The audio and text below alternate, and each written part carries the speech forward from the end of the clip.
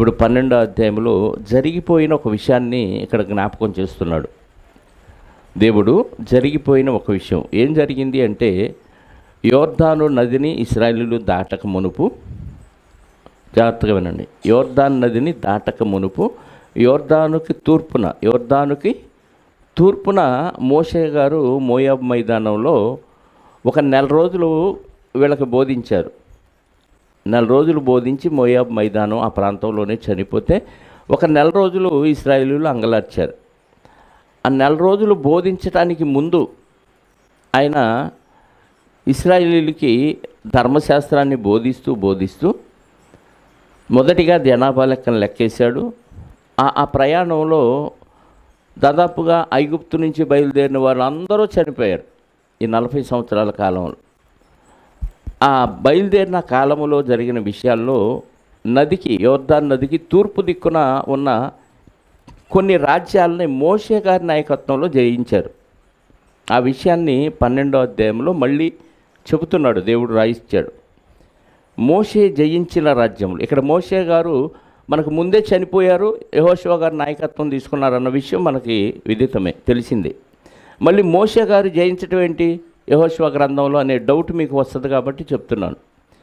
Already మోషే గారు చనిపోయారు. చనిపోయిన తర్వాత మోషే గారు ఎలా జయించారు అన్న విషయం డౌట్ మీకు రావచ్చు. అలా డౌటు రాకుండా ఉండటానికి ఆల్రెడీ మోషే గారు బతికున్నప్పుడు జరిగిన కార్యక్రమాలను ఇక్కడ రిపీట్ చేస్తున్నాడని చెప్తున్నారు. అర్థమైందా? ఇశ్రాయేలీయులు యోర్దానుకు తూర్పుగా అవతలనున్న అర్నోరు లోయ మొదలుకొని హెష్బోను కొండ వరకు తూర్పునందలి మైదానం అంతటిలో హతము చేసి వారి దేశములను స్వాధీనపరుచుకొనిన రాజులు ఎవరనగా, అమోరీయుల రాజైన సీహోను. అతడు హెష్బోనులో నివసించి అర్నోను ఏటి తీరమున అందలి అరోయేరు నుండి, అనగా ఆ ఏటి లోయ నడుమ నుండి గిలాదు అర్ధభాగమును, అమ్మోనీలకు సరిహద్దుగానున్న యబ్బోకు ఏటిలోయ వరకును, తూర్పు దిక్కున కిన్నెరెతు సముద్రం వరకును, తూర్పు దిక్కున బెత్యషీమోతు మార్గమున ఉన్న ఉప్పు సముద్రమునున్న ఆ సరిహద్దులన్నీ ఇక్కడ రాయించారు. ఇక్కడ ఒక రాజు పేరేంటి? సీహోను. ఏ రాజు ఇది? ఈయన అమోరీల రాజు అయిన సీహోను. ఎవరు అమోరీలు తెలియదు.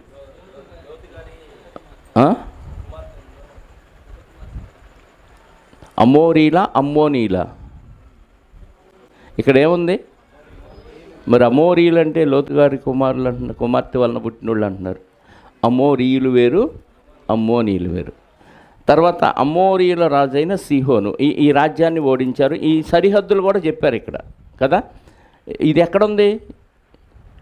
ఇది యోర్దానుకి ఎక్కడుంది? ఈ రాజ్యం ఎక్కడుంది? యోర్దానుకు తూర్పున, అంటే కనాను దేశంలో ఇంకా ప్రవేశించలేదు. మోషే గారు చనిపోయిన తర్వాత కదా యెహోషువ గారి నాయకత్వంలో యోర్దాను దాటింది ఇశ్రాయేలీయులు. అంటే యోర్దాను దాటక ముందు ఏ రాజ్యాలను వీళ్ళు జయించారన్నది ఇక్కడ రిపీట్ చేస్తున్నాడు. అసలు ఈ రిపీట్ చేసే విషయం మనం ఎక్కడన్నా చదివాము అంటే ఖచ్చితంగా ద్వితీయోపదేశకాండంలో చదివాం. ఇది జరిగిపోయిన విషయం. 2వ అధ్యాయం 3వ అధ్యాయంలో ఇదే ఉంటుంది, ద్వితీయోపదేశకాండము. ఒకసారి జ్ఞాపకం చేసుకుందాం. 2వ అధ్యాయము ద్వితీయోపదేశకాండం 2వ అధ్యాయంలో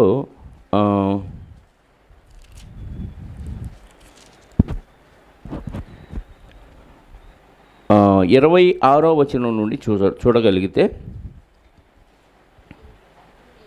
అప్పుడు నేను కెదోమోతు అరణ్యములో నుండి హెష్బోను రాజైన సీహోను వద్దకు దూతలను పంపి, నన్ను నీ దేశము గుండా పోనిమ్ము, కుడి ఎడమలకు తిరుగక త్రోవనే నడిచిపోదును. నా యొద్ద రోకలు తీసుకొని తినుటకు భోజన పదార్థములు నాకిమ్ము, నా యొద్ద రోకలు తీసుకొని త్రాగుటకు నీళ్ళిమ్ము. ఈ సీహోన్ రాజుకి మోషే గారు వర్తమానం పంపితే లేదు, రావటానికి వీలు లేదని వాళ్ళు యుద్ధం ప్రకటించారు. అప్పుడు వాళ్ళని ఓడించాల్సిన పరిస్థితి వచ్చింది. అలాగే అదంతా మనకి ఎక్కడి వరకు ఉంటుందంటే 37వ వచనం వరకు ఉంటుంది, సీహోన్ రాజుని ఎలా ఓడించారు అన్న విషయం.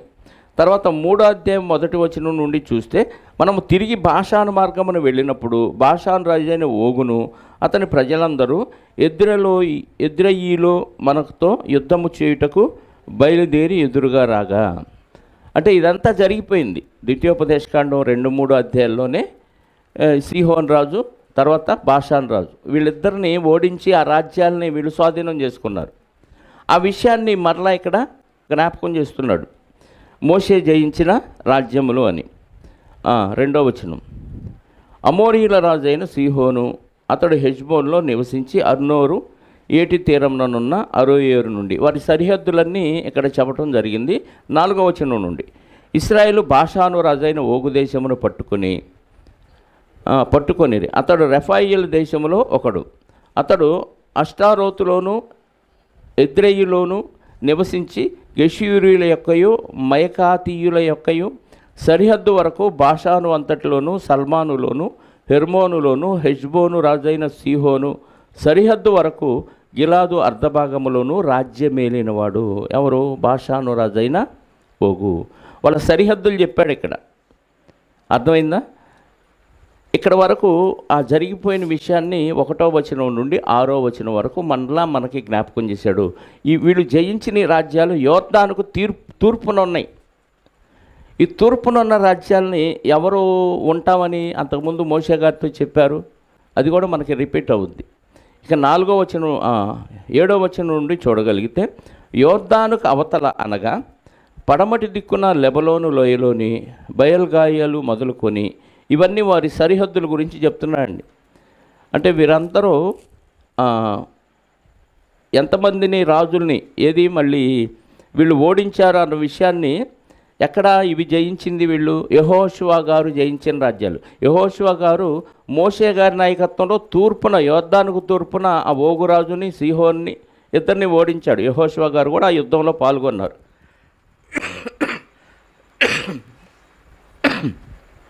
అయితే యోర్దాను యెహోషువ గారి నాయకత్వంలో దాటిన తర్వాత ఇప్పుడు యెహోషువ గారి నాయకత్వంలో జరిగిన యుద్ధాల లిస్ట్ ఇది 7వ వచనం నుండి మనకి ప్రస్తుతానికి 24వ వచనం చివరి వరకు చూస్తే ఏ దేశాలని ఏ రాజుల్ని యెహోషువ గారి నాయకత్వంలో ఓడించాడో ఆ లిస్ట్ అంతా 7వ వచనం నుండి 24వ వచనం వరకు ఇచ్చాడు. మొత్తం వాళ్ళ రాజుల సంఖ్య అంటే వాళ్ళ రాజ్యాల సంఖ్య ఎంత అంటే చివరి వచనంలో చివరి 2 లైన్లు చదువుదాం. 24వ వచనంలో చివరి మాటలు, ఆ రాజులందరి సంఖ్య 31. ఇది యోర్దానుకు పడమటిన అంటే కనాను దేశంలో, యోర్దానుకు తూర్పున మోషే గారి నాయకత్వంలో జయించారు. సీహోను రాజైన ఓగు, సీహోను రాజైన అమోరీల రాజైన సీహోను బాషాన్ రాజైన ఓగు వీళ్ళిద్దరిని యోర్దానుకు తూర్పున ఓడించారు. పడమటిన యెహోషువ గారి నాయకత్వంలో ఇదిగో 31 మంది రాజులను ఆయన అంటే 31 ప్రాంతాలని పరిపాలిస్తున్న రాజుల్ని ఓడించారు. అంటే ఈ 31 ప్రాంతాల యొక్క స్వాస్థ్యం అంతా వీళ్ళదే అయిపోయింది. వాళ్ళ తోటలు కానీ, వాళ్ళ ఇళ్ళు కానీ, వాళ్ళ ద్రాక్ష తోటలు కానీ, వాళ్ళ ఆస్తులన్నీ, వాళ్ళ బంగారం కానీ, వాళ్ళ బట్టలు మొత్తం వీళ్ళు దోచుకున్నారు. అంటే దేవుడు వాళ్ళకంత జయాన్ని ఇచ్చాడు. ఇది కొంచెం అన్యాయంగా కనిపించినా అసలు వీళ్ళు ఎందుకు వీళ్ళని ఇంత హతమార్చే పరిస్థితి వచ్చిందనేది కొంచెం ముందుకెళ్ళినాక చూద్దాం. ఇక్కడికి మనకి 12వ అధ్యాయం అయిపోయింది. ఇంతకీ 12వ అధ్యాయంలో ఉన్న మ్యాటర్ ఏంటి? 1వ వచనం నుండి 6వ వచనం వరకు జరిగిపోయిన విషయాలు మోషే గారి నాయకత్వంలో యోర్దానుకు తూర్పున ఏ దేశాలను వాళ్ళు జయించారన్న విషయాన్ని రిపీట్ చేశాడు. తర్వాత 7వ వచనం నుండి 24వ వచనం వరకు ఉన్న మ్యాటర్ ఏంటి? యెహోషువ గారి నాయకత్వంలో ఎన్ని దేశాల రాజుల్ని అంటే ఎన్ని దేశాలని వీళ్ళు ఓడించారు అనేది ఇక్కడ లిస్ట్ అవుట్ చేయటం జరిగింది. ఇక 13వ అధ్యాయం నుంచి మనం ప్రారంభించగలిగితే ఇంకా వాళ్ళు జయించవలసిన రాజ్యాల లిస్ట్ ఇచ్చాడు. ఇక్కడ చదువుదాం. యెహోషువ బహుదినములు గడిచిన వృద్ధుడు కాగా, ఇంకా ఆయనకి సత్తా పోయింది, అంటే ఓపిక అయిపోయింది. బహుదినములు గడిచిన వృద్ధుడైపోయాడు. ఇప్పుడు యుద్ధానికి వెళ్ళి జయించే పరిస్థితి లేదు. కాబట్టి దేవుడు ముందే చెప్పేశాడు ఏ దేశాన్ని ఎవరెవరికి పంచాలి అన్న విషయాన్ని ముందే దేవుడు చెప్పాడు. అది మోషే గారి ద్వారా చెప్పేశాడు. చీట్లు వేసి ఏ దేశాన్ని ఏ గోత్రం వాళ్ళకి పంచాలి అన్న విషయాన్ని చెప్పాడు. కాబట్టి ఇంకా మీరు జయించవలసిన రాజ్యాల లిస్ట్ ఇక్కడ చెప్తున్నాడు. యెహోషువ బహుదినములు గడిచిన వృద్ధుడు కాగా యెహోవా అతడికి ఇలాగూ సెలవిచ్చెను, నీవు బహుదినములు గడిచిన వృద్ధుడవు, స్వాధీనపరచుటకును అతి విస్తారమైన దేశము ఇంకా మిగిలి ఉన్నది. మిగిలిన దేశము ఏదనగా ఫిలిస్తీన్ల ప్రదేశములన్నీయు, గెషూరీలు ఆ దేశమంతయు, ఐగుప్తునకు తూర్పుననున్న షీహోరు మొదలుకొని కనానీయులవని ఎంచబడిన ఉత్తర దిక్కు ఎక్రోనీయుల సరిహద్దు వరకు ఫిలిస్తీన్ల 5 సర్దారులకును చేరిన గాజీల యొక్కయు, అష్టోదీల యొక్కయు, అష్కెలోనీయుల యొక్కయు, గాతీయుల యొక్కయు, ఎక్రోనీయుల యొక్కయు దేశమును, ఇలా ఈ జాతుల వారందరినీ చెప్పి ఈ దేశాలన్నీ ఇంకా మీరేం చేయాలి, స్వాధీనపరచుకోవాలి. కాబట్టి మీరు వెళ్ళి వాటిని పరచుకోండి అని ఎవరికి చెప్పాడంటే ఈ 12 గోత్రాల వాళ్ళకే చెప్పాడు. ఇప్పుడు యోర్దానుకు తూర్పును జయించారు కదా అని వాళ్ళని వదిలిపెట్టాలి. అందులో యుద్ధం చేయగలిగిన వాళ్ళని వీళ్ళతో పాటు తెచ్చేసుకున్నారు కనాన్ దేశం. ఇప్పుడు వీళ్ళందరూ కలిసి మిగిలిన దేశాలను కూడా వశపరుచుకోవాలి. కాబట్టి ఇప్పుడు ఎన్ని గోత్రాలకు పంచాలి అది అంటే 7వ వచనంలో చెప్తున్నాడు,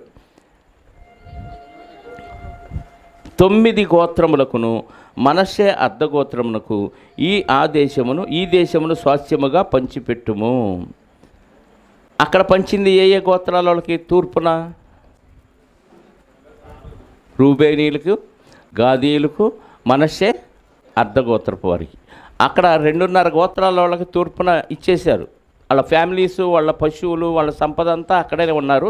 యుద్ధం చేయటానికి మాత్రం కొంతమంది వీళ్ళు యోర్దాను దాటి వీళ్ళతో పాటు యుద్ధానికి బయలుదేరి వచ్చారు. ఈ దేశాలన్నీ వీళ్ళు జయించే వరకు వాళ్ళు యోర్దాను దాటి అవతలకి వెళ్ళి వాళ్ళ స్వాస్థ్యాన్ని ఆక్రమించుకోవటానికి వీల్లేదు. అది రూలు, మోషే గారితో వీళ్ళు చేసిన ఒడంబడిక లేదా నిబంధన. దాని ప్రకారంగా వీళ్ళు ఇంకా 9.5 గోత్రాల వాళ్ళకి ఈ జయించిన రాజ్యాలన్నీ పంచాలి అని యెహోషువ గారికి మోషే చెప్పినట్టుగా వారికి ఇచ్చినట్టు చెప్పాడు. ఇదంతా మనకి 13వ అధ్యాయంలో మనకి అర్థమవుతుంది. ఇక 15వ వచనం నుండి 13వ అధ్యాయము 14వ వచనం వరకు ఇవన్నీ వ్రాయబడి 14వ వచనం ఒకటి చదువుదాం 13వ అధ్యాయంలో. ఎందుకంటే ఇందులో లేవి గోత్రానికి స్వాస్థ్యం ఇవ్వలేదనే ఒక పర్టికులర్ విషయాన్ని ఇక్కడ రాయటం జరిగింది. లేవి గోత్రమునకి అతడు స్వాస్థ్యమును ఇయ్యలేదు. ఇశ్రాయేలు దేవుడైన యెహోవా వారితో సెలవిచ్చినట్లు ఆయనకు అర్పింపబడు హోమములే వారికి స్వాస్థ్యం. ఈ 11 గోత్రాల వాళ్ళు దశంభాగాలు కానీ వీళ్ళు బలు ఇచ్చినా కానీ ఇవన్నీ ఎవరికి వెళ్ళాలి? లేవీలు ఎందుకు వెళ్ళాలంటే మందిరంలో పని చేసేవాళ్ళు వాళ్ళే. అహరోను గోత్రం వాళ్ళేమో యాజకులు అయితే మిగతా లేవీలు ఉన్నారు కదా, వాళ్ళంతా మందిరంలో పనిచేయాలి. కాబట్టి వాళ్ళకి ఇంకా ఏ భూభాగం ఏ స్వాస్థ్యం ఇవ్వలేదు. వాళ్ళకి సపరేట్గా ఒక దేశాన్ని కేటాయించలేదు దేవుడు. వీళ్ళందరూ ఇచ్చిన ఆస్తితో ఆ మందిర ఆవరణంలో వాళ్ళు చుట్టుపక్కల నివసిస్తూ దేవుని పరిచర్య చేయాలి. కాబట్టి లేవీలకి ఎలాంటి భూభాగాన్ని దేవుడు పంచలేదు. ఇక మనకు వచ్చే డౌట్ ఏంటంటే ఇక్కడ ఇన్ని జాతుల వారిని ఇందాక చదివితే 12వ అధ్యాయం చివరి వచ్చిన 31 రాజుల్ని చంపారు. ఆ దేశాలను స్వాధీనపరుచుకున్నాడు. యోర్దానుకు తూర్పున 2-3 రాజుల్ని వాళ్ళు సంహరించారు. ఆ దేశాలను కూడా వీళ్ళు స్వాధీనపరుచుకున్నారు. ఇంతమంది రాజులు ఉన్నారు. ఇప్పుడు లిస్ట్ చెప్పాడు కదా, ఇంకా ఎంతమంది రాజుల్ని ఎంతమంది దేశాలను వీళ్ళు స్వాధీనం చేసుకోవాలి ఈ లిస్ట్ అంతా చెప్పారు. వీళ్ళంతా ఎక్కడున్నారంటే కనాను అనే ప్రాంతంలో ఉన్నారు. అసలు ఎవరు వీళ్ళు? ఎందుకు వీళ్ళు చంపాలి దేవుడు? ఎందుకు చంపించాలి అని ఆలోచిస్తే వీళ్ళందరూ నోవాహు గారి నుంచి వచ్చిన వాళ్ళు. నోవాహు గారి నుంచి వచ్చారు. నోవాహు గారికి ఎంతమంది బిడ్డలు? 3 బిడ్డలు. ఓడలోకి వెళ్ళినప్పుడు బాగానే ఉన్నారు. ఓడలో నుంచి బయటకు వచ్చిన తర్వాత నోవాహు గారు ఒక్కడే మంచిగా ఉన్నారు, మిగతా 3 పాడైపోయారు. ఆ 3లో నుంచి వచ్చిన జాతుల వారే వీళ్ళు. ఒకసారి ఆదికాండం 10వ అధ్యాయానికి వెళదాం. ఆదికాండము 10వ అధ్యాయం. నోవాహు గారి జలప్రళయం తర్వాత జరిగిన విషయాలు ఇక్కడ రాయబడినాయి. 1వ వచనం, ఇది నోవాహు కుమారుడుకు షేము, హాము, యాపెతు అనువారి వంశావళి. జలప్రళయం తరువాత వారికి కుమారులు పుట్టిరి. అంటే జలప్రళయం తర్వాత ఎవరికి పుట్టారు కుమారులు? నోవాహు గారికా నోవాహు గారి కుమారులకా? నోవాహు గారి కుమారులకి కదా. జలప్రళయంలో వాళ్ళకి పుట్టలేదు. జలప్రళయం ఓడలో ఉన్నప్పుడు వాళ్ళకి పుట్టలేదు. ఓడలో నుంచి బయటకు వచ్చిన తర్వాత వీళ్ళకి కుమారులు పుట్టారు. యాపెతు సంతతి హాము, షేము, యాపెతు ముగ్గురు కుమారులు. యాపెతు సంతతి ఎవరంటే గోమెరు, మాగోగు, మాదయ, యావాను, తుబాలు, మెషెకు, తీరసు అనువారు. మళ్ళీ గోమెరు కుమారులు అలా ఒక్కొక్క ఎవరికి ఎవరు పుట్టారు అనేది షార్ట్కట్లో ఇక్కడ కొంత వివరం ఇవ్వటం జరిగింది. అలాగే వాళ్ళందరూ ఎక్కడ నివసించారని రాయబడింది ఒకసారి చూడండి. ఇక్కడ లేదు కదా, ఉంది 5వ వచనం. వీరి నుండి సముద్ర తీరమందుండిన జనములు వ్యాపించెను. సముద్ర తీరమందుండిన జనములు వ్యాపించెను. మధ్యధరా సముద్ర తీరమున ఉండిన ఈ జనాలు ఆ సముద్ర ఒడ్డున నివసించిన జాతులు ఎవరయ్యానంటే ఇదిగో యాపెతు సంతానం. ఆ తర్వాత హాము సంతానం. హాము కుమారులు కూషు, మిశ్రాయిము, పూతు, కనాను అనువారు. కూషు కుమారులు షెబ, హబీల, సప్త, రయమ, సప్తక అనువారు. రయమ కుమారుల పేరు షేబ, దదాను అనువారు. కూషు నిమ్రోదును కనెను. కూషు ఎవరు? హాము కుమారుడు కదా. కూషును నిమ్రోదును కనెను. అతడు భూమి మీద పరాక్రమశాలి యునుటకు ఆరంభించాను. నిమ్రోదు గురించి చాలా పెద్ద స్టోరీ ఉంది, తర్వాత మాట్లాడుకుందాం. అతడు యెహోవా ఎదుట పరాక్రమ గల వేటగాడు కాబట్టి యెహోవా ఎదుట పరాక్రమ గల వేటగాడైన నిమ్రోదు వలె అని లోకోక్తి కలదు. షీనారు దేశంలోని బాబెలు, ఎరెకు, అక్కదు, కల్నే అను పట్టణములు అతని రాజ్యమునకు మొట్టమొదటి రాజుగా కనపడుతున్నాడు ఇతను. ఆ దేశంలో నుండి అషూరుకు బయలుదేరి వెళ్ళి నినివేను, రహెబోతును, కాలహును, నినివేకును కాలహును మధ్య రెస్యనును కట్టించెను. ఇదే ఆ మహాపట్నము. మిశ్రాయిమీయులు, లూదీయులు, అనామీయులు, లెహబీయులు, నఫ్తూలీయులు, పుత్రుసీయులను, కస్లూహీయులను, కఫ్తోరీయులను కనెను.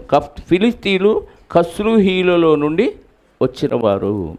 ఆ తర్వాత 15వ వచనం. కనాను తన ప్రథమ కుమారుడు సీదోనును, హేతును, యబూసీను, అమోరీలను. ఇక్కడ వచ్చింది చూసారా, ఎవరు? అమోరీలు. అమోరీయుడు ఎవరు? కనాను కుమారుడు, అంతే కదా. కనానులోంచి వచ్చిన కనాను ఎవరు వారసుడు అంటే హాము సంతతి వాడు. ఈ వంశాల వాళ్ళు ఎవరెవరైతే ఉన్నారో వీళ్ళందరూ ఎక్కడెక్కడ నివసించారు? హివ్వీయులు, అర్కీయులు, సినీయులు, అర్వాదీయులు, శమారీయులను, హమాతీయులను కనెను. తరువాత కనానీయుల వంశములు వ్యాపించెను. కనానీయుల సరిహద్దు సీదోన్ నుండి గెరారు వెళ్ళు మార్గంలో గాజా వరకు, సొదొమ, గొమొర్రా, అద్మ, సెబోయిములకు వెళ్ళు మార్గములలో లాషా వరకు ఉన్నవి. అంటే సొదొమ, గొమొర్రా పట్టణాల్లో ఉన్నవారు ఎవరయ్యా? ఎవరు? హాము కుమారులు, అంటే కనాను వారసులు, అంతే కదా. వీరు తమ తమ వంశముల ప్రకారము, తమ తమ భాషల ప్రకారము, తమ తమ దేశములు బట్టి, జాతులను బట్టి హాము కుమారులు. ఇప్పుడు అర్థమైంది. ఈ కనాను దేశంలో నివసించిన వాళ్ళు ఎవరైనంటే నోవాహు గారి సంతానంలో హాము సంతానం. అంటే మరి ఇశ్రాయేలీలు ఎవరు? ఇదిగో షేము సంతానం. ఇశ్రాయేలు ఎవరు? షేము సంతానం. షేము సంతానంలో కూడా దాదాపు 10 తరాల తర్వాత షేము సంతానంలో కూడా అందరూ మంచోళ్ళు కాదు. షేముకి ఎవరు పుట్టారంట?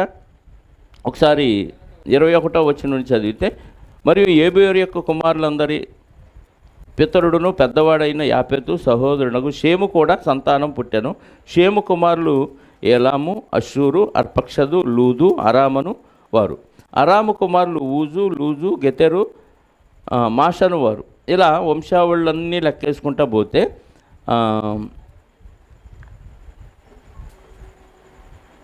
తమ తమ వంశముల ప్రకారము, భాషల ప్రకారము, తమ తమ దేశములను బట్టి, తమ తమ జాతులను బట్టి షేము కుమారులు వీళ్ళంతా.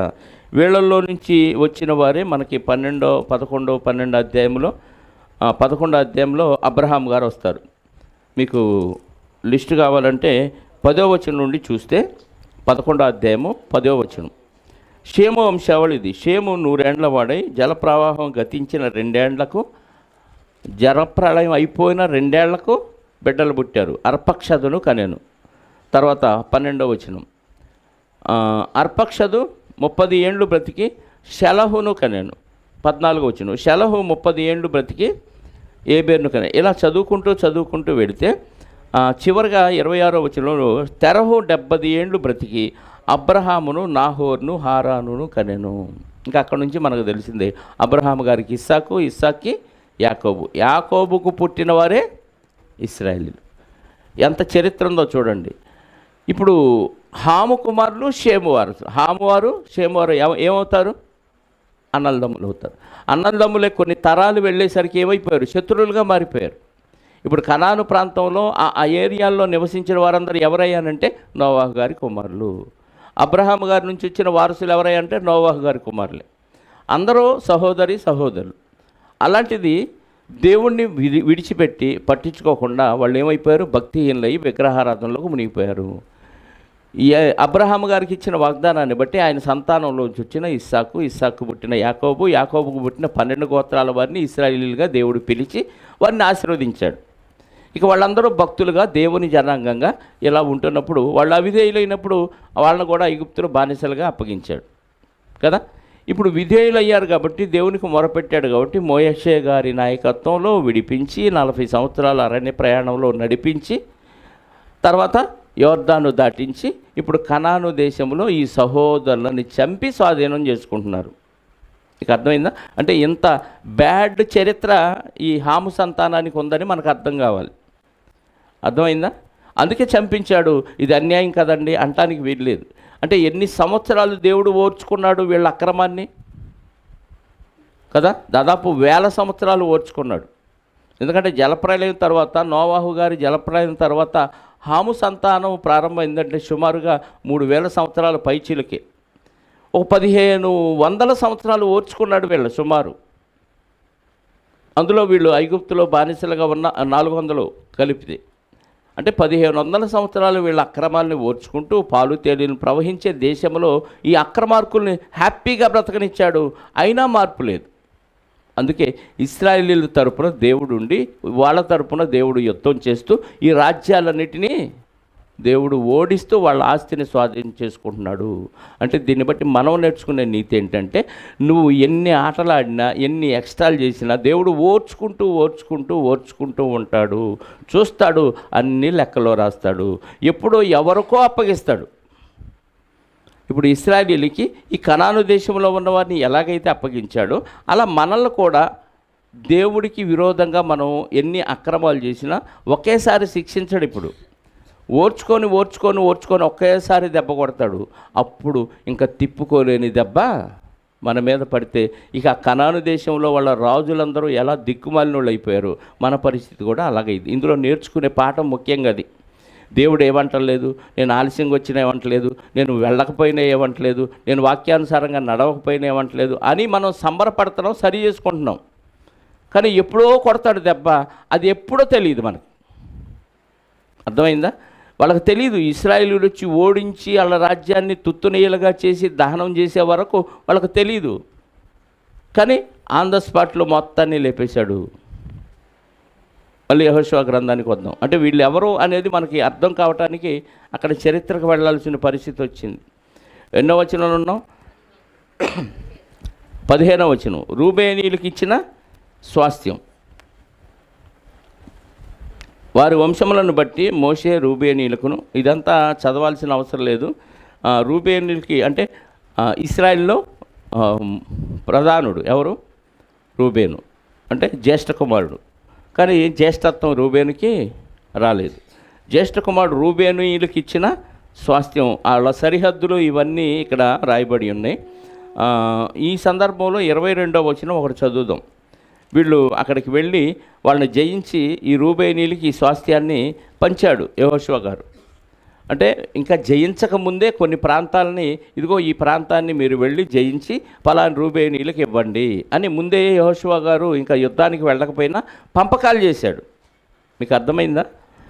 జయించిన తర్వాత పంచుకోవటం కాదు, జయించకముందే కొన్ని దేశాలని మీరు ఇదిగో ఈ దేశాన్ని జయించి దాన్ని మీరు స్వాధీనం చేసుకోండి అని. ఇప్పుడు రూబేనీయులకి ఏ స్వాస్థ్యం ఇవ్వాలి అనేది ఇక్కడ సరిహద్దులతో సహా వ్రాయించడం జరిగింది.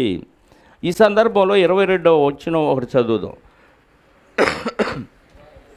ఇశ్రాయేలీయులు బేయారు కుమారుడైన సోదిగాడునైన బిలామును తాము చంపిన తక్కిన వారితో పాటు ఖడ్గముతో చంపిరి. ఇక్కడ దొరికాడు బిలాము. మనకి ఎక్కడ కనపడ్డాడు బిలాము? సంఖ్యాకాండంలో కనపడ్డాడు కదా. ఇశ్రాయేలుని శపించమని బాలాకు పిలిస్తే ఆశపడి వెళ్ళిపోయాడు. ఇప్పుడు ఆయన ఇక్కడ దొరికాడు, అబద్ధ ప్రవక్తగా తీర్పు నొందాడు. ఇదిగో ఇశ్రాయేలు చేతిలో ఇక్కడ చంపబడ్డాడు. అది ఇక్కడ మనం నేర్చుకోవాల్సిన విషయం. తర్వాత 24వ వచనం నుండి 28వ వచనం వరకు గాదీయులకు స్వాస్థ్యం. గాదీయులు ఎవరు? వీళ్ళ స్వాస్థ్యం యోర్దాను నదికి తూర్పునుందా, యోర్దానికి పడమటుందా? రూబేనీయులకి గాదీయులకి స్వాస్థ్యం ఎక్కడుంది అంటే ఆల్రెడీ మోషే గారు డిసైడ్ చేశాడు. మోషే గారి దగ్గర నిబంధన చేసుకున్నారు. చేసుకున్న మాటల ప్రకారంగా రూబేనీయులకి గాదీయులకి మనష్షే అర్ధగోత్రపు వారికి ఏం చేశారు? స్వాస్థ్యాన్ని మోషే గారు చెప్పాడు, రాశాడు. అది యెహోషువ గారు పనిచేశాడు. అయితే ఎప్పుడు ఆక్రమించుకోవాలి వీళ్ళు దాన్ని? ఆల్రెడీ జయించేశారు. జయించిన దాన్ని ఎప్పుడు ఆక్రమించుకోవాలంటే ఈ మిగతా రాజ్యాలన్నింటినీ జయించిన తర్వాత, ఎవరి దేశంలో వాళ్ళు సెటిల్ అయిన తర్వాత అప్పుడు వీళ్ళు వాళ్ళ దేశానికి వెళ్ళి స్వాస్థ్యంగా దాన్ని స్వాధీనం చేసుకోవాలి. అందుకే రూబేనీయులకు ఇచ్చిన స్వాస్థ్యం ఇక్కడ రాశాడు. తర్వాత గాదీయులకు ఇచ్చిన స్వాస్థ్యం 24వ వచనం నుండి 28వ వచనం వరకు రాశాడు. 29వ వచనం నుండి 32వ వచనం వరకు మనష్షే అర్ధగోత్రపు వారికి స్వాస్థ్యం. అక్కడ యోర్దానుకు తూర్పున మీకు స్వాస్థ్యం అన్నాడు తప్ప సరిహద్దులు చెప్పలేదు సంఖ్యాకాండంలో. ఇక్కడ సరిహద్దులతో సహా ఆ వివరణ మనకి ఇవ్వటం జరిగింది. 33వ వచనంలో లేవి గోత్రమునకు మోషే స్వాస్థ్యమును పంచిపెట్టలేదు. ఏలయనగా లేవీయులు దేవుడైన యెహోవా వారితో సెలవిచ్చినట్లు ఆయనే వారికి స్వాస్థ్యం. ఇప్పుడు దేవుడు కొత్త నిబంధనలో మనకు కూడా స్వాస్థ్యం ఏమీ ఇవ్వలేదు. మన స్వాస్థ్యం ఎవరు చెప్పండి? మన స్వాస్థ్యం ఎవరు? సౌండ్ లేవు, పెద్దగా చెప్పండి. మన స్వాస్థ్యం ఎవరు? భూమి మీద ఉన్నవా, పరలోకం ఉందా? ఎఫెసీ పత్రిక 1:3 అంటాడు ఒక మాట చూడండి. ఎఫెసీ పత్రిక 1:3 మన ప్రభు అయిన యేసుక్రీస్తు యొక్క తండ్రియగు దేవుడు స్తుతింపబడుగాక. ఆయన క్రీస్తునందు పరలోక విషయములలో ఆత్మ సంబంధమైన ప్రతి ఆశీర్వాదమును మనకు అనుగ్రహించను. ఏదంట? ఆత్మ సంబంధమైన ప్రతి ఆశీర్వాదం. ఎక్కడిది? పరలోకంలో. అంటే మన స్వాస్థ్యం ఎక్కడుంది? పరలోకంలో. ఇప్పుడు లేవీయులకి ఎలాగైతే స్వాస్థ్యం ఇవ్వలేదో అలాగా ఇప్పుడు క్రైస్తవులైన మనకు కూడా దేవుడు భూమి మీద స్వాస్థ్యం ఇవ్వాల. భూమి మీద సంపాదించుకుంటానంటే నువ్వు క్రైస్తవుడు కాదు. పరలోకంలో ఇచ్చాడు స్వాస్థ్యం. దానికోసం ఇక్కడ ప్రయాసపడాలి. వాళ్ళు కనాను దేశములో స్వాస్థ్యం కోసం యుద్ధం చేశారు. యుద్ధం చేయటానికి ఆకారంలో కనపడింది ఇశ్రాయేలీలే. కానీ వాళ్ళని యుద్ధం చేయించింది ఎవరు? దేవుడు. వాళ్ళ తరపున యుద్ధం చేసింది ఎవరంటే దేవుడే. దేవుడే యుద్ధం చేసి వీళ్ళని అడ్డం పెట్టాడంతే. వీళ్ళ భయం చుట్టుపక్కల రాజ్యాలన్నిటికీ దడ పుట్టించింది. ఇశ్రాయేలీలు వస్తున్నారంటే అయిపోయాం, మనం నాశనం అయిపోయినట్టు అని గడగడగడా వణిగిపోయారు. వీళ్ళు చేసిన యుద్ధంలో చనిపోయిన వారి కంటే దేవుడు వడగండ్లు కురిపించి చంపిన వారి సంఖ్య ఎక్కువ అని చదువుకున్నాం గతంలో మనం కదా. అలా దేవుడు వీళ్ళ పక్షంగా యుద్ధం చేసి గెలిపించాడు. అలాగే యుద్ధం చేయటానికి మనం ముందడుగేస్తే మన తరపున యుద్ధం చేసేది ఎవరు చేస్తారు? మన తరపున యుద్ధం చేసేది ఎవరు అంటే దేవుడే. దేవుడు మన తరపున యుద్ధం చేస్తాడు. శరీర సంబంధమైన యుద్ధం కాదు ఇది. ఏ యుద్ధం? ఆత్మ సంబంధమైన యుద్ధం. మనం అడుగు ముందుకు వేసి సాహసం చేయాలి. ఇశ్రాయేలు వమ్మో వాళ్ళు ఆజానుబాహులు, వీళ్ళందరూ మామూలు వాళ్ళు కాదు. ఫిలిస్తీన్లు, ఈ యెబూసీయులు ఇలాంటి వాళ్ళందరూ మామూలు వాళ్ళు కాదు. గొలియాత్ ఎలా ఉంటాడో అందరూ ఈ జాతి వాళ్ళే, ఆజానుబాహులు అన్నమాట. అంత గొప్ప ఆకారాన్ని చూసి 10 గోత్రాల వాళ్ళు భయపడి అమ్మో వాళ్ళ ముందు మనం మిడతల వల్లే ఉన్నాం, మనం వాళ్ళని జయించలేమని ఎలాగైతే బెదిరిపోయారు, మేము ఎవరిని జయించలేము, మేము ఎవరికి చెప్పలేము, ఎవరిని క్రీస్తుకు లోబరచలేమని మనం వెనకడుగేస్తే మనం ఓడిపోతాం. దేవుని మాటలతో నేను జయించగలను, ఎలాంటి వాళ్ళనైనా క్రీస్తు పాదాల దగ్గరికి తీసుకురాగలను అని అడుగు ముందుకు వేస్తే మన తరపున యుద్ధం చేయించేది ఎవరు? దేవుడు. ఆ ఉద్దేశంతో మనం ముందుకెళ్ళాలి. అమ్మో అలాంటి ఆయనతో నేను పోటీ పడలేను, ఆయనకి నేను చెప్పలేను అనకూడదు. అంటే ఎవరితోనైనా మనం వాక్యంతో వాదించి మనం ఒప్పించాలి. ఆ సాహసం మనం చేయాలి. అదే క్రైస్తవులు చేయవలసిన ఆత్మ సంబంధమైన యుద్ధం. వాళ్ళు శరీర సంబంధమైన యుద్ధం చేశారు, మనం ఆత్మ సంబంధమైన యుద్ధం చేయాలి. అయితే మనకి లేవీలకు ఇవ్వనట్టుగా ఈరోజు మనకు కూడా స్వాస్థ్యం ఇవ్వలేదు. ఎందుకంటే మనం రాజులైన యాజక సమూహం కాబట్టి. ఇప్పుడు క్రైస్తవులందరూ యాజకులే, క్రైస్తవులందరూ లేవీలు. కానీ లేవీలకి ఏ ఉద్యోగం అయితే ఇచ్చాడు, ఇది క్రైస్తవులకు కూడా అదే ఇచ్చాడు. కాబట్టి మనకి స్వాస్థ్యం భూమి మీద ఇవ్వలేదు. నేను ఆస్తులు కూడబెట్టుకుంటానంటే క్రైస్తవ్యానికి గిట్టదది. మరి ఈరోజు సోకాళ్ళు పాస్టర్లు చాలామంది కోట్లకు పడగలెత్తారు. కంటే ధనవంతుడు పరలోక రాజ్యంలో ప్రవేశించుట కంటే, చెప్పండి, అది దూరిద్దా? అసలు సూది బెజ్జంలో ఒంటి దూరిద్దా? సీమ దూరిద్దా? పోని సీమ కూడా దూరదు. ఒంటి దూరటం ఎంత సాధ్యమో అది అన్న ఒకళ్ళు జరగవచ్చేమో, కానీ ఇది మాత్రం ఇంపాసిబుల్ అన్నాడు. ఇది కొత్త నిబంధన చట్టం.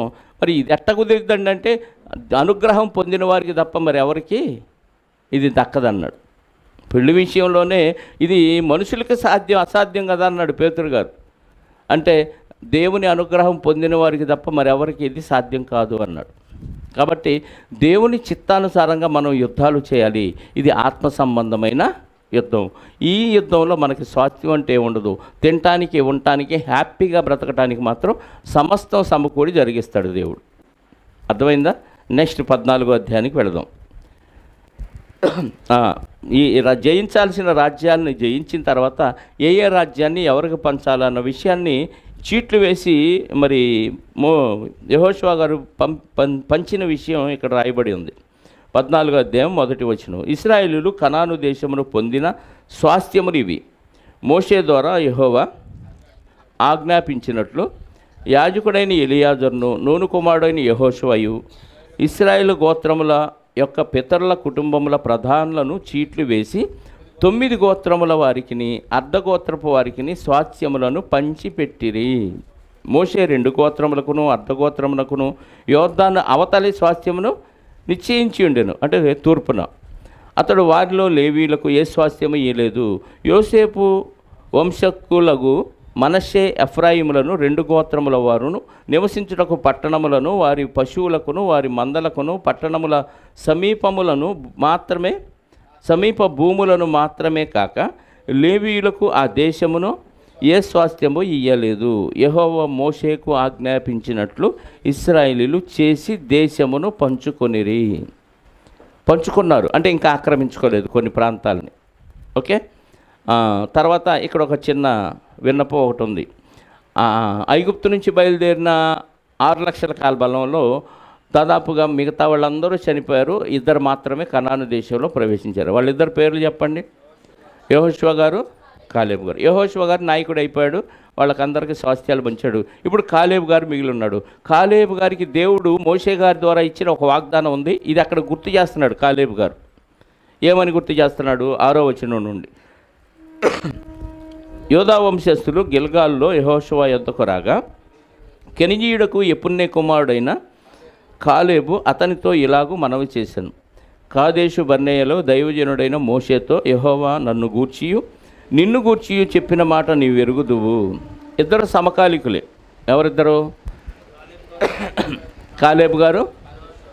ఏంట్రా యెహోషువ ఎక్స్ట్రాలు చేస్తున్నావు? ఇద్దరు సీనియర్లు తెలుసు కదా. మోషే గారికి రైట్ లెఫ్ట్గా ఎలా ఉన్నాము.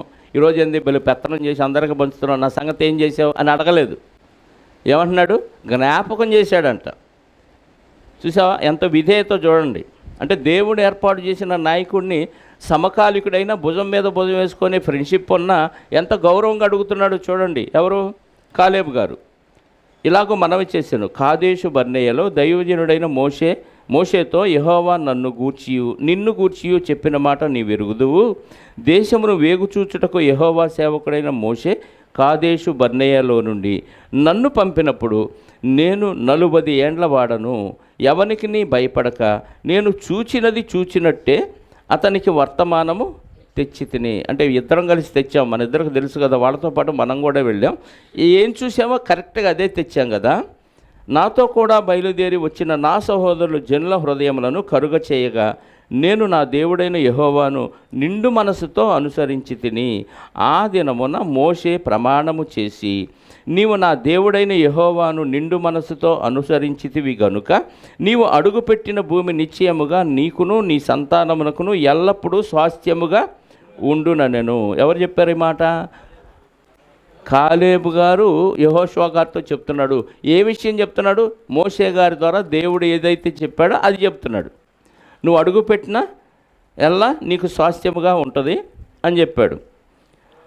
యెహోవా చెప్పినట్లు యెహోవా మోషేకు ఆ మాట సెలవిచ్చినప్పటి నుండి ఇశ్రాయేలీయులు అరణ్యములో నడిచిన ఈ 45 ఏండ్లు ఆయన నన్ను సజీవునిగా కాపాడి ఉన్నాడు. ఇదిగో నేను ఇప్పుడు 85 ఏండ్ల వాడను. అంటే ఒక విషయం మనకు అర్థం కావాలి. ఐగుప్తు నుంచి బయలుదేరినప్పుడు ఈయన వయసు ఎంత? 40 సంవత్సరాల అరణ్యంలో బయలుదేరారు. అంటే అరణ్యంలో నుంచి బయలుదేరి యోర్దాను నది దాటి ఇప్పుడు వీళ్ళు కనాను దేశంలోకి ప్రవేశించి ఎన్నేళ్ళయింది? 5 ఏళ్ళు అయిందా? అంటే ఇప్పటికీ యోర్దాను నదిని దాటి 5 సంవత్సరాలు యుద్ధం చేశారు. 5 సంవత్సరాల్లో దాదాపు 31 రాజ్యాలని లోపరుచుకున్నారు. ఏది? యోర్దానుకు పడమటిన, యోర్దానుకు తూర్పున 2 రాజ్యాలను వాళ్ళు స్వాధీనపరుచుకున్నారు. ఇంతమంది రాజుల్ని ఈ 5 ఇయర్స్లో వీళ్ళు స్వాధీనపరుచుకున్నారు. ఎందుకంటే ఈ వయసును బట్టి వీళ్ళు ఎంతకాలం యుద్ధం చేశారనేది మనకు అర్థమైపోతుంది. ఐగుప్తులో నుంచి బయలుదేరినప్పుడు 40 ఏళ్ళు, ఇప్పటికి ఆయన వయసు ఎంత అంట? 85. అంటే అప్పుడు 40 ఐగుప్తులో బయలుదేరినప్పుడు, అరణ్య ప్రయాణం 40 ప్లస్ 80 తర్వాత ఈ యోర్దాను దాటినాక 5 ఏళ్ళు, కాబట్టి 85 ఏళ్ళు. అయితే ఆయన చెప్తున్న ఛాలెంజింగ్ మాట ఏంటంటే, మోషే నన్ను పంపిన నాడు నాకెంత బలమో నేటి వరకు నాకు అంత బలం ఉంది. యుద్ధము చేయుటకు కానీ వచ్చిపోవచ్చు నుండుటకు కానీ నాకెప్పటి ఎట్లు బలమున్నది. కాబట్టి ఆ దినమున యెహోవా సెలవిచ్చినట్టు ఈ కొండ ప్రదేశమును నాకు దయచేయము. అనాకీలను ప్రాకారము గల గొప్ప పట్టణములను అక్కడ ఉన్న సంగతి ఆ దినమున నీకు వినబడిను.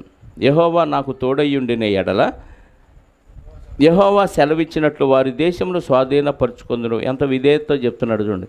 దేవుడు తోడుంటేనే నేను స్వాధీనపరుచుకుంటాను అంటున్నాడు. అదే విధేయత అంటే. ఈ అనాకీలు వీళ్ళందరినీ నేను ఓడిస్తాను అని చెప్తున్నాడు. యెఫున్నె కుమారుడైన కాలేబు ఇశ్రాయేలు దేవుడైన యెహోవాను నిండు మనసుతో అనుసరించువాడు గనుక యెహోషువ అతన్ని దీవించి అతనికి హెబ్రోనును స్వాస్థ్యముగా ఇచ్చెను. ఎవరికి? కాలేబు గారికి హెబ్రోను స్వాస్థ్యంగా ఇచ్చాడు. కాబట్టి హెబ్రోను యెఫున్నె అను కెనెజీయుని కుమారుడైన కాలేబునకు నేటి వరకు స్వాస్థ్యముగా ఉన్నది. పూర్వము హెబ్రోను పేరు కిరియతర్బా. అర్బా అనాకీయులలో గొప్పవాడు. అంటే కిరియతర్బా అనే పేరు ఎందుకు వచ్చిందంటే అర్బా అనే ఆయన పేరు బట్టి ఈ పేరు వచ్చింది. అనాకీయుల వంశంలో అర్బా అనేవాడు గొప్పవాడు. అప్పుడు దేశము యుద్ధము లేకుండా నెమ్మదిగా ఉండెను. అర్బా అనేవాడు అనాకీయుల వంశంలో గొప్పవాడు కాబట్టి దానికి కిరియతర్బా అని వచ్చింది. ఇప్పుడు దాని పేరు హెబ్రోన్. అర్థమైందా? 15వ అధ్యాయం యోధా స్వాస్థ్యం. ఇందాక ఏ స్వాస్థ్యాలు మనం ఆలోచించాం? రూబేనీలు, గాదీలు, మనష్షే, అర్థగోదు. యోర్దానుకు తూర్పున వాళ్ళ స్వాస్థ్యం పనిచేశాడు మోషే గారు. ఇప్పుడు గాదీలకు స్వాస్థ్యం, యోధా వారికి స్వాస్థ్యం. యోధా వంశస్థుల గోత్రమునకు వారి వారి వంశముల చొప్పున చీట్ల వలన వచ్చిన యోదోము సరిహద్దు వరకు, అనగా దక్షిణ దిక్కున సీను అరణ్యపు దక్షిణ దిగంతము వరకు ఉండెను. ఇలా వాళ్ళ సరిహద్దులన్నీ ఇక్కడ చెప్పటం జరిగింది. తర్వాత 12వ వచనం వరకు, 15వ అధ్యాయము 1వ వచనం నుండి 12వ వచనం వరకు వీళ్ళ సరిహద్దు. అలాగే కాలేబు గారి స్వాస్థ్యం, యోధా వంశంలో కాలేబు గారి స్వాస్థ్యం. యెహోవా యెహోషువకు ఇచ్చిన ఆజ్ఞ చొప్పున యోధా వంశస్థుల మధ్య యెఫున్నె కుమారుడైన కాలేబునకు 1 వంతును, అనగా అనాకీల వంశకర్త అయిన అర్బా యొక్క పట్టణమును ఇచ్చెను. అది హెబ్రోను. ఇలా కాలేబుకు యోధా పట్టణంలో ఏమి ఇచ్చాడనేది మనకి ఇక్కడ రాయబడింది. తర్వాత యోధా వంశంలో ఎవరెవరికి ఏమేమి ఇచ్చారు అనేది మనకి ఈ అధ్యాయం అంతా చదివితే అర్థమవుతుంది. ఇప్పుడు దాని గురించి చదవాల్సిన అవసరం లేదు. తర్వాత 16వ అధ్యాయానికి వెళ్దాం. యోసేపు గారి స్వాస్థ్యం. యోసేపు గారికి స్వాస్థ్యం ఉందా? ఆయన కుమారులకు ఉందా? కుమారులకి. కాబట్టి యోసేపు పుత్రులను చీటి వలన వచ్చిన వంతు ఎరికో ఎదుట యోర్దాను దరి నుండి ఉండెను.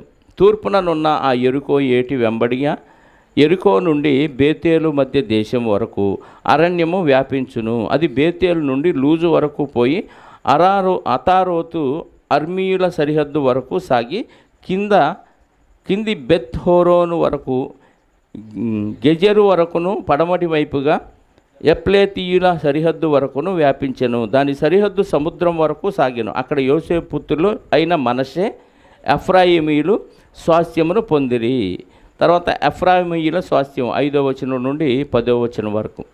ఇది 16వ అధ్యాయంలో మనషే గోత్రం వారికి ఎఫ్రాయిమీయులకి ఇచ్చిన స్వాస్థ్యం. యోసేపు గారికి లేదు. యోసేపు గారి 2 కుమారులకి ఇచ్చిన స్వాస్థ్యం గురించి ఇక్కడ సరిహద్దులు రాయటం జరిగింది. తర్వాత 17వ వచనంలో మనషీయులకు ఇచ్చిన స్వాస్థ్యం గురించి రాయటం జరిగింది. 17వ అధ్యాయం అంతా మీకు మనషీయులకు ఇచ్చిన స్వాస్థ్యం గురించే ఉంటుంది. దీన్ని కూడా ఇంటికి వెళ్ళిన తర్వాత చదువుకోండి. దాని వివరాలు, వాళ్ళ సరిహద్దులు అవన్నీ వ్రాయబడినాయి. తర్వాత 18వ అధ్యాయం షిలోహులో ప్రత్యక్షపు గుడారం నిలవబెట్టుట. యెరూషలేములో కాదు, ఇంకా ఎక్కడ, షిలోహు అనే ప్రాంతంలో వాళ్ళు మోసుకొని వచ్చారు కదా యోర్దాను దాటేటప్పుడు. అరణ్య ప్రయాణంలో దేవుడు మోషే గారికి ఇచ్చిన కొలతల చొప్పున ఇది చేయటం, దాన్ని మోసుకుంటూ యోర్దాను దాటి వచ్చారు. ఇప్పుడు అది ఎక్కడ ఫిక్స్ చేశారంట? షిలోహు. ఇశ్రాయేల్ ఆ దేశమును స్వాధీనపరుచుకొనిన తరువాత వారందరూ షిలోహునకు కూడి వచ్చి అక్కడ ప్రత్యక్షపు గుడారము వేసిరి. షిలోహు అంటే సంతోషము గలది అని అర్థం. షిలోహు అంటే సంతోషము గలది. షిలోహు అంటే సమాధానకర్త, విశ్రాంతి లేక సమాధానకర్త లేక విశ్రాంతి. షిలోహునకు కూడి వచ్చి అక్కడ ప్రత్యక్షపు గుడారం వేసిరి. ఇశ్రాయేల్లో స్వాస్థ్యము ఇంకా పొందని 7 గోత్రములు ఉండెను. మొత్తం ఎన్ని గోత్రాలకు పంచాలి? యోర్దాను పడమటి దిక్కున 9.5 గోత్రాలకి. 9.5లో 2.5 పంచారు. ఎవరెవరు? యోధా, ఎఫ్రాయిమీలు, మనషే అర్ధగోత్రపు వారు.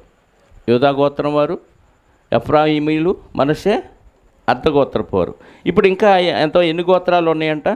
7 గోత్రాలు ఉన్నాయి. కావున యెహోషువ ఇశ్రాయేలుతో ఇట్లన్నాడు, మీరు మీ పితరుల దేవుడైన యెహోవా మీకు ఇచ్చిన దేశంలో స్వాధీనపరచకుండా వెళ్లకుండా మీరు ఎన్నాళ్ళు తడవ చేశారు? అంటే యుద్ధాలు చేయకుండా సైలెంట్గా ఉన్నారు వీళ్ళంతా.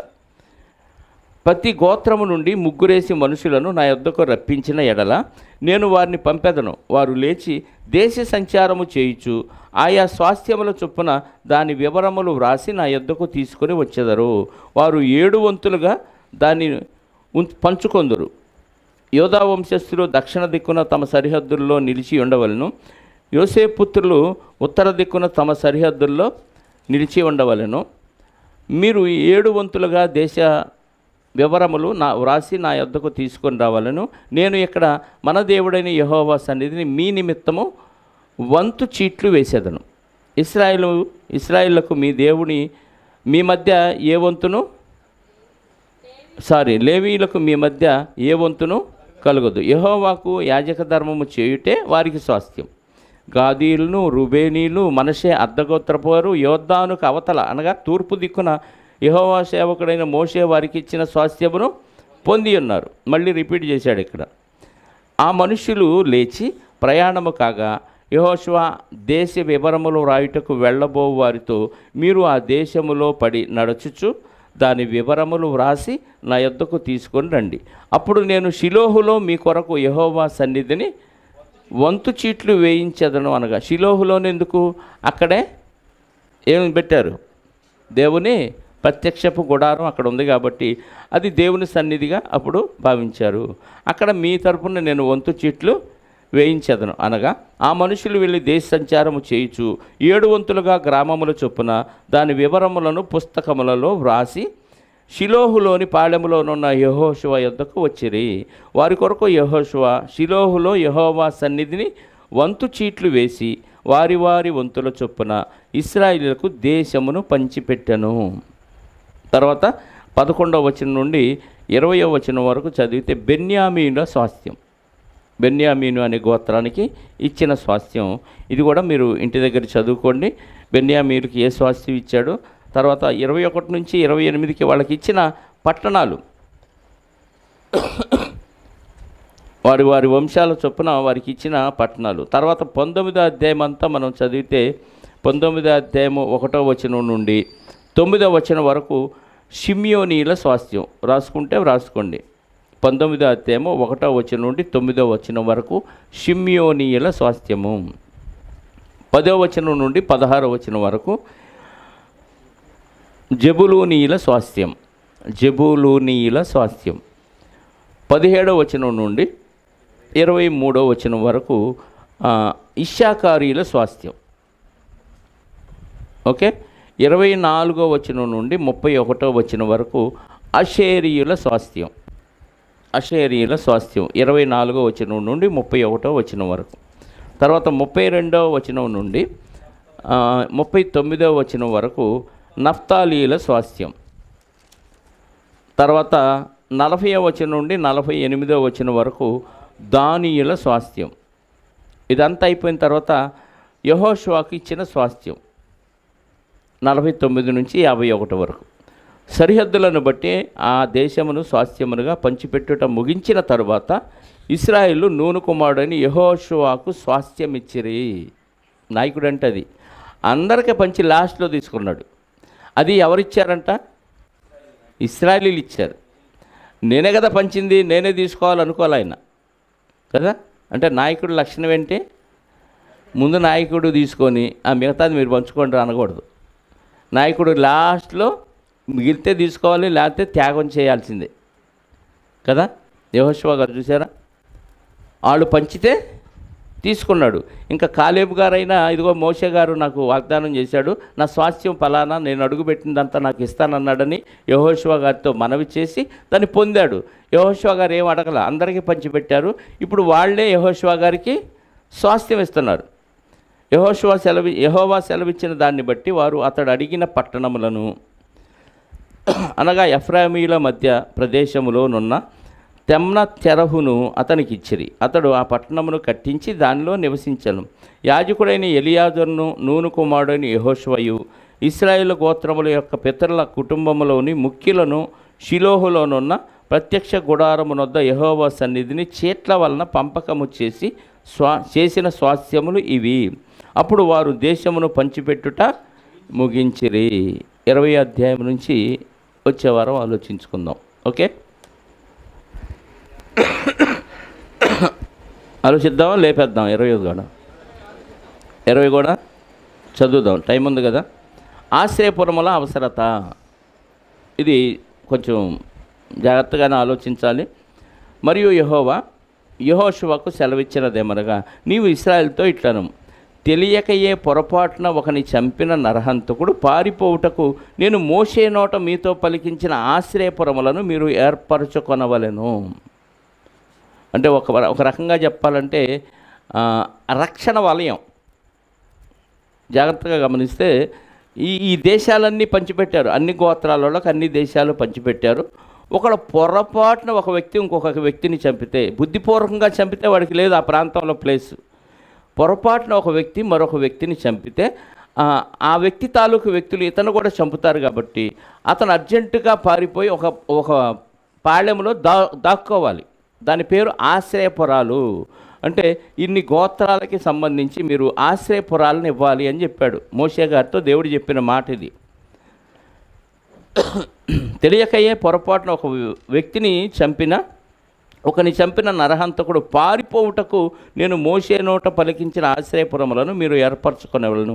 హత్య విషయమై ప్రతి హత్య చేయువాడు రాకపోవున్నట్లు అవి మీకు ఆశ్రయపురములగును. అంటే వాళ్ళ బంధువులు ఎవరో వచ్చి ఇతను చంపకుండా ఈ వ్యక్తి పారిపోయి అందులో ఉండాలి. అందులోకి ఇంకా ఎవడు వెళ్ళి చంపడానికి వెళ్ళలేదు, జైల్లోకి వెళ్ళి చంపినట్టుగా. జైల్లోకి అంటే ఎలాగైనా వెళ్ళి డబ్బులు ఇచ్చి లంచం ఇచ్చి చంపొచ్చు. కానీ ఆశ్రయపురంలోకి ఒక వ్యక్తి పారిపోతే మరి వాడిని చంపాలనుకున్న వాడు ఎవ్వడు అందులోకి ఎంటర్ అవ్వడానికి వీల్లేదు. అంత కట్టుదిట్టమైన ఏర్పాట్లు చేశాడు.